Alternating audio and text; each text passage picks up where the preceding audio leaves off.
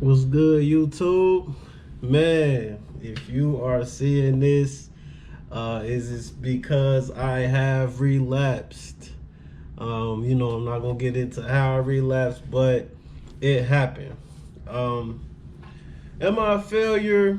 No. And I'm not just saying that. I really feel like I've accomplished what I was trying to and coming to this.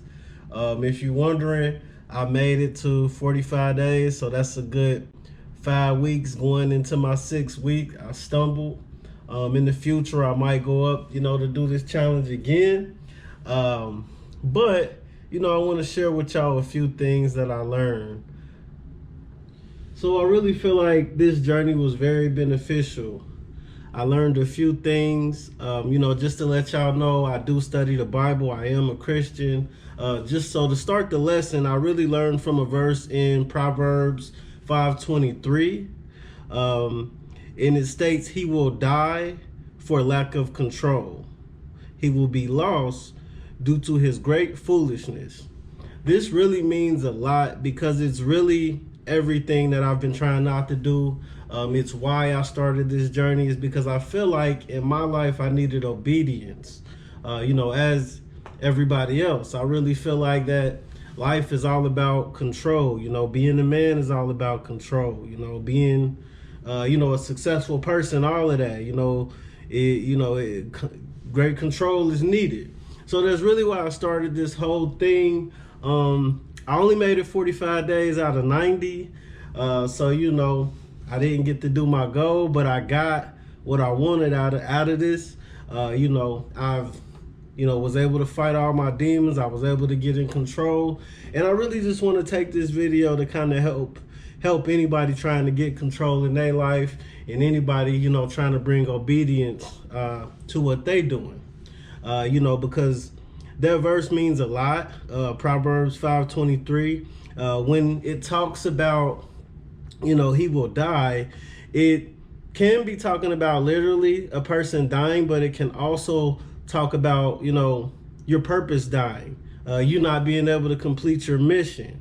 And it kind of follows up when it says he will be lost. So it means never to, uphold your full potential, which is really deep. So that's why that was really a key verse. It's right in the Bible. And I think it's really showing that, obedience is needed. Control is needed in your life. So I really did want to take this time, just to give you, my experience and give you a few tips on, what I feel. So just to give you a direction on why you would start a journey off like this, I want to give you the reasons that I started. So one thing was clarity, another thing was control, progress, and also health. So those are a few things what made me want to start this journey. I thought about the things that I felt I wasn't in control in. I had to be honest with myself and say, man, what habits do I have that I want to kind of wipe out? So I picked the top 3, and I wanted to kind of, structure them, to be in my fast journey. So it really helped me. So when I say clarity, I feel like this journey brought me clarity because I was able to see things that I never saw before. I was able to see myself in a way that I never have before. Both on looking at my journey and just looking at people who, continue to do those things that I once did. So it really brought clarity.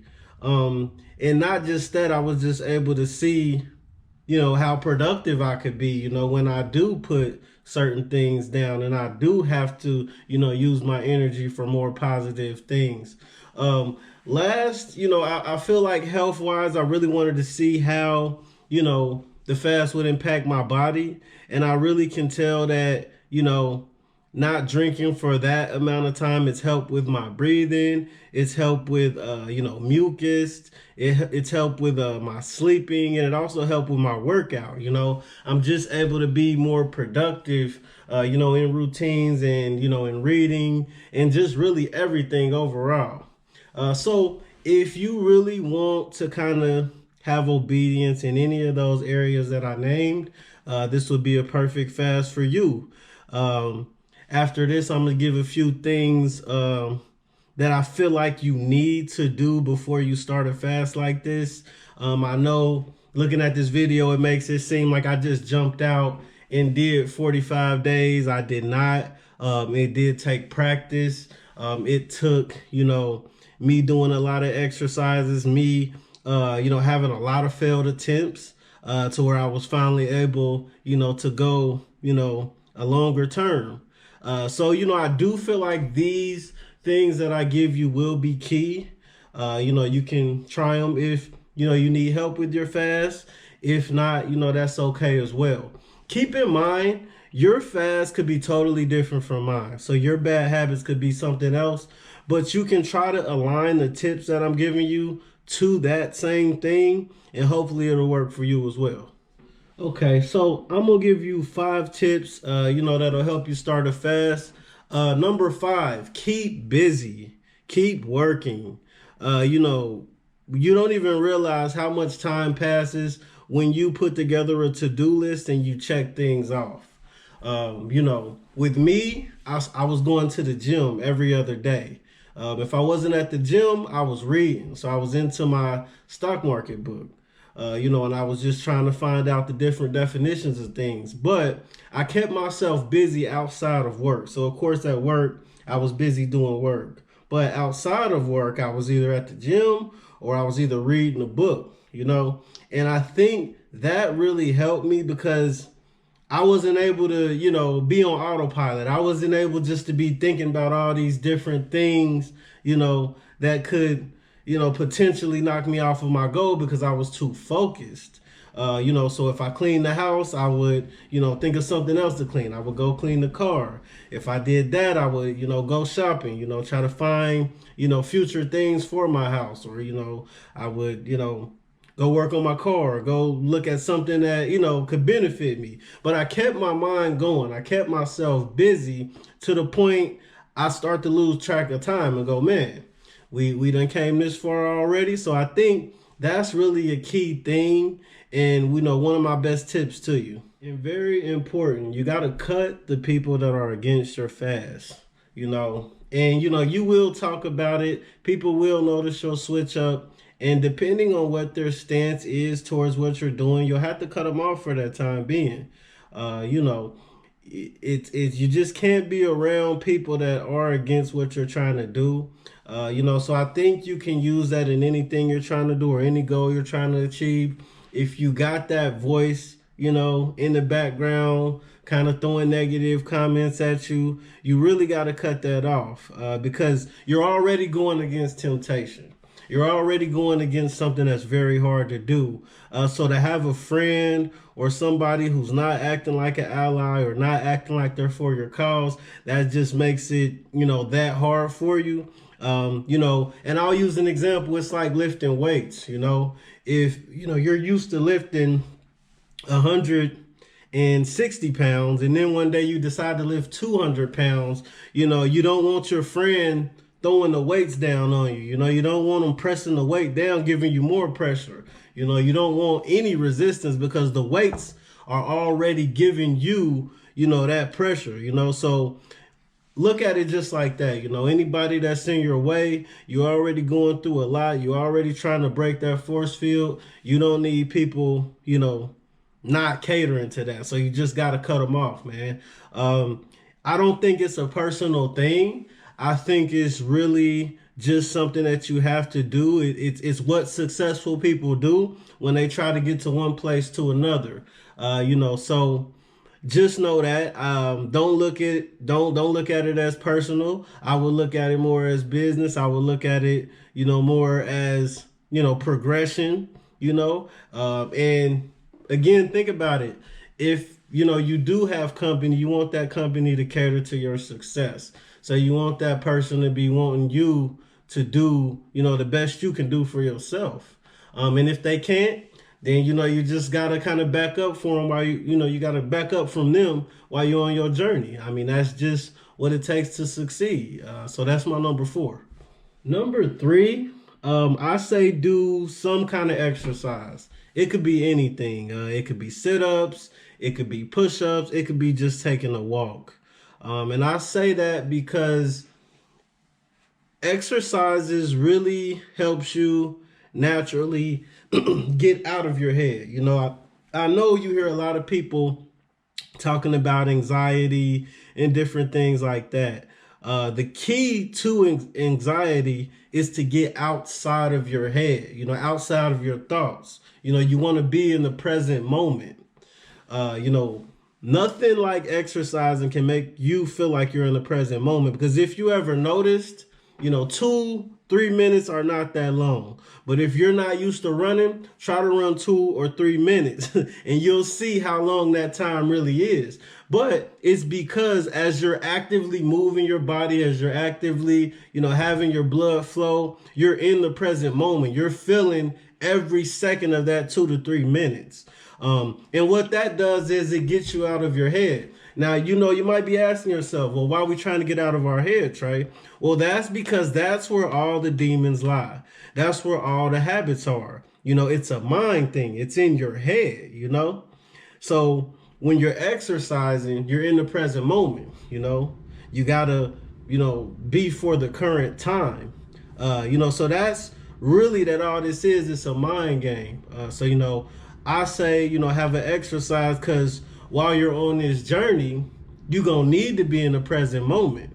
You're going to need to be there with yourself. You're not going to need to be wrapped up in your thoughts about what's going to happen at the end of the journey, what you could be doing. You don't need to think about that, And even though we naturally do that, I'm just saying we need time to kind of get out of that. And that's what you would use your exercise for.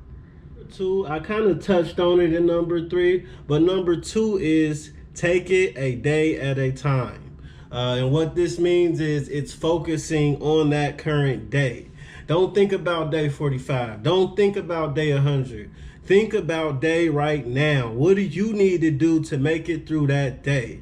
It's good to think about the future. It's good to, have drive to, meet success, but you always want to think about what it takes to get there. And to do that, you need to be thinking about the present day, You need to be thinking about your, what are you doing, What are are you making any bad substitutes?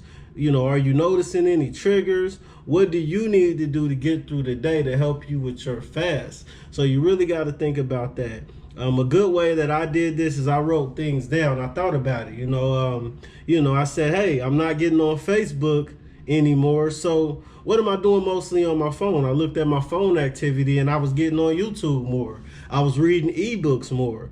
So I was kind of analyzing the different things that I was doing throughout the day. So that really helped me so I could currently know, where I was in this fast. I will say towards the end, I stopped taking inventory of what I was doing. I started lacking off. I started feeling like it was second nature. So I got outside of the present moment, and I did, and I think taking it day by day, creating yourself a plan to get through the day every day within your fast, it'll really help.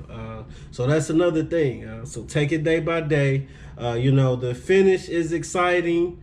I know success, your goal is exciting, but always focus on the prize. So always take it day by day. The number 1 tip is to remove all triggers. And I'm going to be really honest here, y'all. That's what really messed me up. And if you don't know what a trigger is anything that can kind of cater to a relapse, anything that can make you do something outside of what you plan to do. So it's why we always had those bad habits. If you drink every day, you have a bad day, somebody talks trash to you, give you a bad day, that's going to be your trigger to start drinking. So you really got to think about what's going on and remove everything that can cause you to do anything against your fast. So with social media, I start getting on YouTube a lot, man, more than often. And I actually start seeing people from my Facebook page that had YouTube pages, and I never really noticed that. And I start looking at their videos. But what that was really doing is it was making me wonder what the world was doing, outside of me. Like, man, I've been on Facebook this long. I wonder what everybody doing. I wonder, who's had a baby. I wonder who's got a new job, who's did this, who's did that. It was so many things going through my head when I start to think about, that stuff, or when I start to see, some regular people on YouTube. It made me wonder what was going on. So that was one of my triggers. Another, example of a trigger is going somewhere, where people are doing something that you're against right now. That's really hard to do. I'm not saying, don't have fun or, cut everybody off that aren't doing the fast with you, because everybody doesn't have to do what you're doing. But what I do say is you want to limit those events. You want to limit those scenarios, because it's very hard to do that. So, if it's not really a special occasion, if it's not really something that you can't do without, then you probably want to miss that. You probably want to do something that caters more to what you're trying to do. And the triggers seem harmless. You'll look at a trigger when you're off into your fast and you'll go, that's not going to make me do this. But it does, because it builds up. Time and time again, it'll start to build up until you lose motivation, So I think the main thing in this whole thing is to keep motivation. So when you do come across triggers, that it doesn't hurt you, so just, always remember that. Remember your triggers. And, you got to be real with yourself to identify, the triggers. If it's having sex or, anything like that, then you want to stay away from sexual things. You probably don't want to be looking at a movie, that involves sex. Or, you probably wouldn't want to be going, somewhere with females that wear really tight clothes or anything like that, because it's going to lead to you wanting to have sex. So you got to really take yourself outside of all situations that can be a trigger. And it could be anything. We can go from eating meat. If you are on a fast and, you're only eating salads, why are you going to go to Red Lobster? Why are you going to go to the steakhouse? It's going to be hard. That smell is going to hit your nose, and it's just really going to be hard to pull you out of there. That's a trigger. So I think the number one thing to do to be successful is to be clear of all triggers. So that's really analyzing your day. It's really doing everything that I told you in the other numbers, but it's identifying all those things as triggers. Saying, hey, I'm not going to do that because I know where that can lead to. And that's the hard part. So this is for when you really get deep into your fast.